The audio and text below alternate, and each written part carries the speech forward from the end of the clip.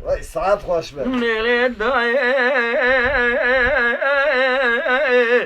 Ezelde damu gelip vazifat ağır ziyarete Şeyh Muhammed Kedem Limançıyan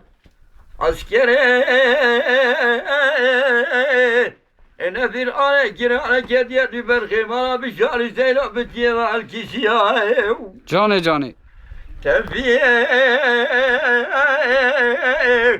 Gazete geldi ve Müstevdil Hamid Bab İbn Rameli Bıkın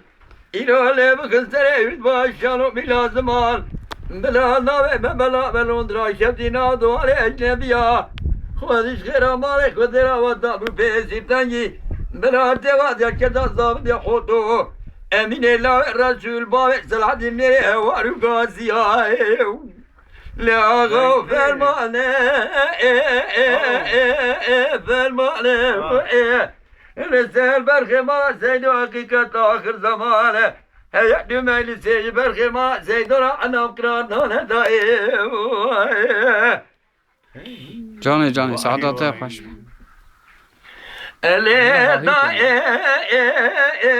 ele da ele da Nere da Eze bidiyay kura Resulat kedem bedar tere askere Nefir ale gine gitti kura Resulat mela anna galanda lezem temna cerre Khadiş khira marek ve dira ve büpezitengi Bela devat yatera zabde hudu khayli malu Emine la Resul mere var gaziyam Ağa o fermane fermane Lezer berkhimala seydu hakikat ahir zamane Çeminki hükmada cumhuriyeti berkhimala seydura anam kırar lale daim Vay vay. Ele da ele da Lele da Eze bedek damu şehdi kedimci kula Zile merave bimece bidumane Leme kore nema men zalibu İro da süçre benmere mara bişar hüseyin olmaz silah çile kalem gire dağane Vayla leme kore nema berbaga seberat layna kasab khana mirane Laga o fermane fermane Lezer berkhimala seydu ahir zamane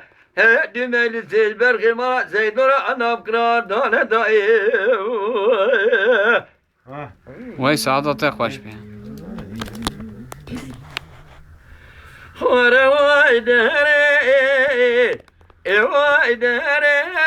Vay dere Vay dere Vay Haya merine sabru merazadle ve mesabri Qura'u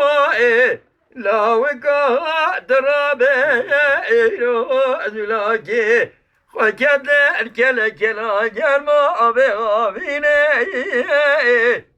İra la weka emne khoşe نابديا أنا خوشة نام لبينا أذرا بميرا رجل يسرى